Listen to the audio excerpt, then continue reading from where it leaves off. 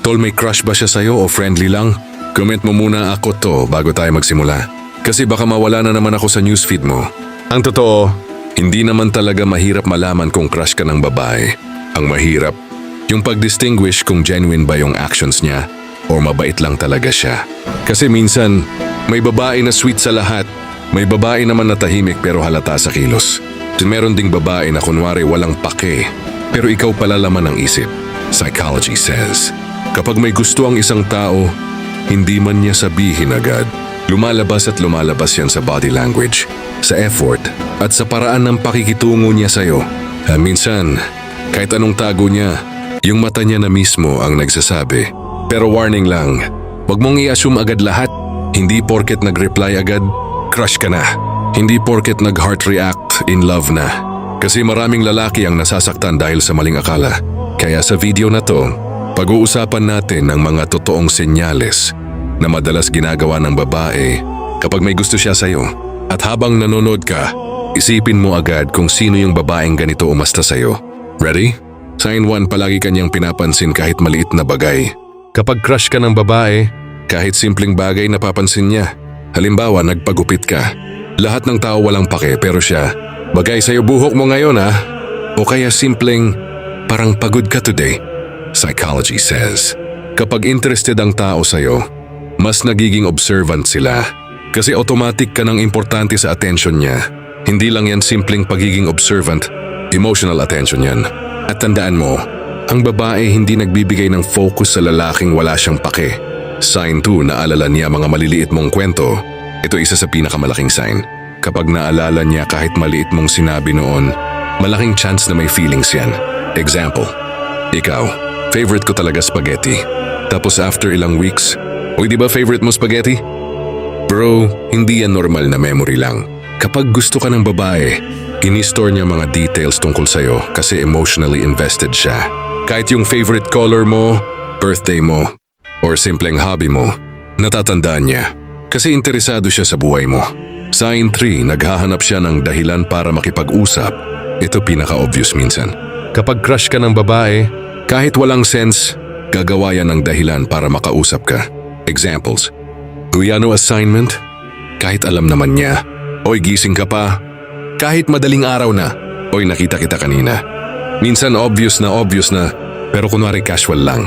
Psychology says, people create interaction with people they are emotionally attracted to kasi gusto nilang maramdaman presence mo. At ang babae, kapag gusto ka, hindi yan totally lalayo sa'yo. Sign 4, iba siya kapag ikaw kasama, pansinin mo to. Kapag kasama ka, mas maingay siya, mas mainhin, mas conscious, o minsan sobrang kulit, basta may pagbabago. Halimbawa, tahimik siya sa iba, pero sa'yo ang daldal, o kaya sobrang confident niya sa lahat. Pero kapag ikaw kaharap, nahihiya. Bakit? Kasi affected siya sa'yo emotionally. At kapag may emotional effect ka sa isang tao, ibig sabihin important ka sa feelings niya. Sign 5, madalas siyang tumingin sa'yo. Classic psychology sign. Kapag gusto ka ng babae, madalas kanyang tingnan kahit hindi niya namamalayan. At ang pinakamalupit, kapag nahuli mo siyang nakatingin, bigla siyang iiwas. Example, nasa classroom kayo. Pagtingin mo, nakatingin pala siya sa'yo. Tapos pag nagka-eye contact, biglang yuko o tingin sa iba. Bro, delikado ka na. Kasi ang mata, madalas unang umaamin bago ang bibig. Sign 6, gusto niyang malaman kung may iba kang gusto. Ito hidden sign. Kapag bigla siyang nagtatanong ng, may crush ka ba? Sino ideal girl mo? May ka-chat ka ba? Hindi yan random. Nangangalap yan ng impormasyon. Kasi gusto niyang malaman kung may chance siya sa'yo. Yun minsan, kapag sinabi mong wala, mapapansin mong parang gumaan mood niya. Sign 7, nagsiselos siya kahit wala naman kayo. Ito pinaka-dangerous. Kapag may ibang babaeng lumalapit sa'yo, biglang nag-iiba mood niya. Minsan cold, minsan tahimik, minsan sarcastic. Example, ikaw, close kami nun eh. Siya, okay. Yung okay na parang hindi okay. Psychology says, jealousy often appears when emotional attachment already exists. Kahit hindi pa kayo, natatakot na siyang maagaw ka. Second 8, sinusuportahan ka niya sa maliliit na bagay. Kapag crush ka ng babae, supportive yan sa'yo. Kahit simpleng post mo, may react, may comment, may concern.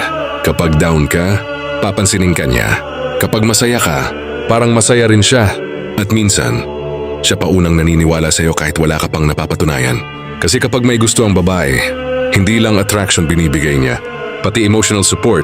Pero tandaan mo to, hindi lahat ng babae umaamin agad. May babae na tahimik magmahal. May babae na natatakot ma-reject. At may babae na hinihintay ka ring makapansin. Kaya kung may isang babaeng ginagawa karamihan sa mga signs na to, baka hindi aksidente yan. Baka ikaw talaga yung gusto niya. At kung nakarelate ka, comment mo, may kilala akong ganyan. Na-follow mo na rin ako kasi baka sa susunod, ikaw naman ang pag-usapan natin sa psychology.